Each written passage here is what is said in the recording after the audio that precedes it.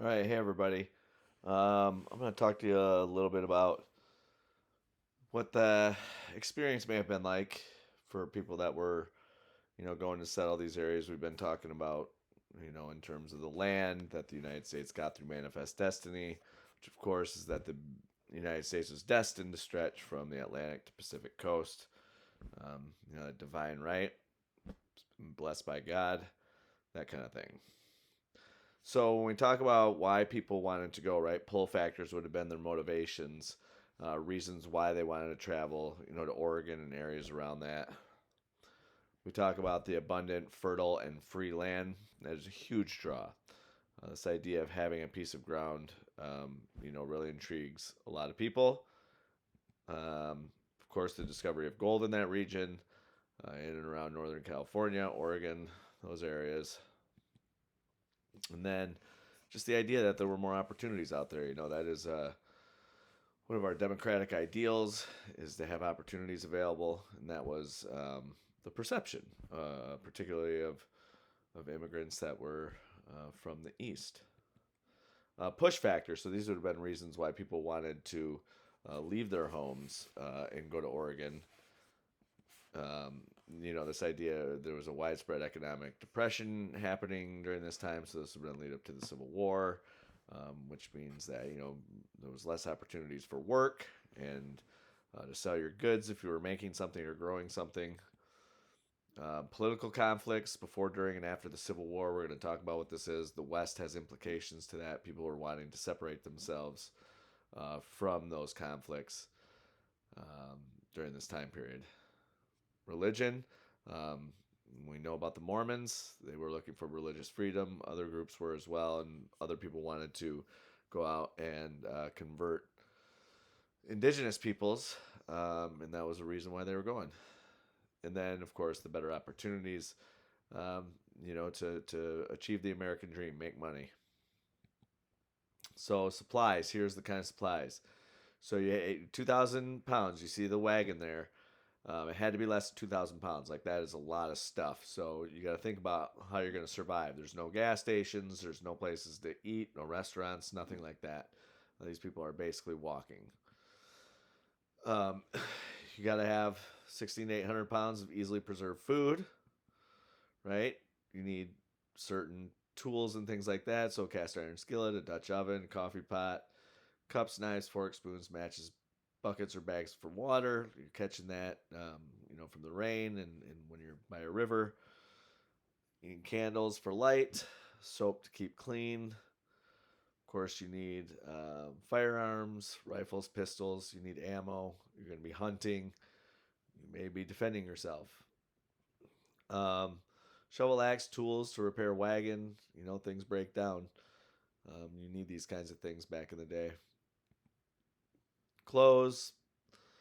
You gotta have places to sleep. And then we talk about animals. Basically, horses could travel quickly, but they're gonna eat and they're gonna be really susceptible to injury. And they don't really pull heavy loads, but they eat a lot. So if you're on horseback by yourself, that's the quickest way to go, but not pulling a wagon. Mules, not quite as quick. They can pull heavy loads with less food. Um, but you ever heard the term stubborn as a mule? They're difficult to train. They are expensive. Oxen, not the fastest, but they can pull a lot of weight. Didn't need as much food, and affordable, easy to train. Like they were the ones that you were going to be the most successful. So just some interesting facts. Buffalo chips. This is buffalo poop, everyone. Basically, when it dries up, it's all like grass that's together, and you can light it on fire when it's dried out and throw it on a fire, and it'll burn. It doesn't really smell. Um, yeah, kind of gross, but that's what they did. Most people walked. They didn't ride in the wagons. If you were really old, you did. If you were a little kid, you did. But most people were walking this entire route. Um, Eventually, new technologies come around, and the railroad replaces the wagon trains. Like once the railroad's built, people are like, "Yeah, I'm definitely doing that." I mean, it cuts. It's a fraction of the time. I mean, it's like 3 days versus 3 months. So here's a map that you see of the most famous trail, which is the Oregon Trail, sometimes known as the Overland Trail. Um, and you kind of see where it starts. Independence, Missouri, ends in Oregon City, Oregon, up in the Pacific Northwest. So you'd start in Independence, Missouri, and then you would know you were going the right way.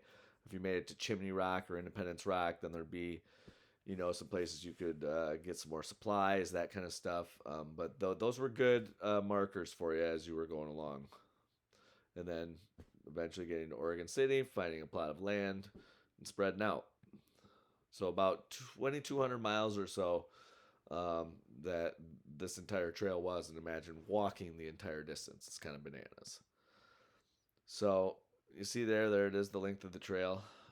So these would have been the years approximately that people were traveling west by wagon trains.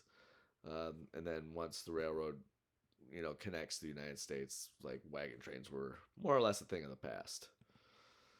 So generally, take about 4 to 6 months, depending on the kinds of calamities that you experience along the way. Um, but yeah, that was about average.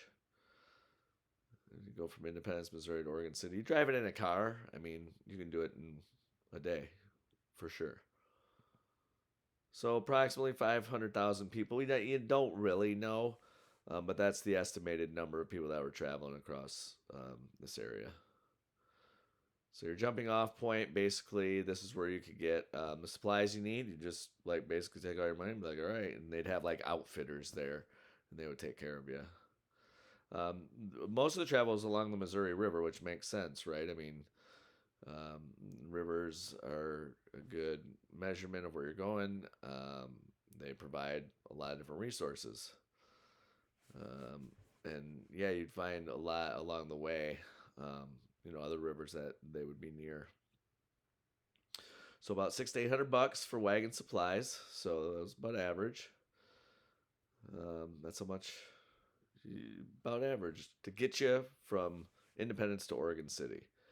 Wagon trains, right? This is just groups of wagons, and they look like they would just be, one after the other. So here's some terms that you're going to want to take a look at when they refer to a prairie, right? These are large open areas of grassland, so that would be good grazing areas for your animals. A pioneer, that's a term of people that are amongst the first to settle a particular area. The frontier, this is a good one. The furthest extent of a country's settled region, right? So there's not a lot of people, but they still represent the boundaries of, especially the outer boundaries of a country or area. Yes, people died along the trail. 10%, so 1 in every 10 people did not make it, and that's a lot. So there's a lot going on. The reality is, when we look at it from a historical perspective, very few people died uh, from native attacks. It's the movies will say one thing and make you feel like, oh, it must have been terrible. Everybody experienced this, and that's just not true. It was estimated 326 pioneers and 426 natives were killed between 1840 and 1860, and then it most definitely amps up in different areas in the next decades when the military comes in, and yeah, it is dire for indigenous people.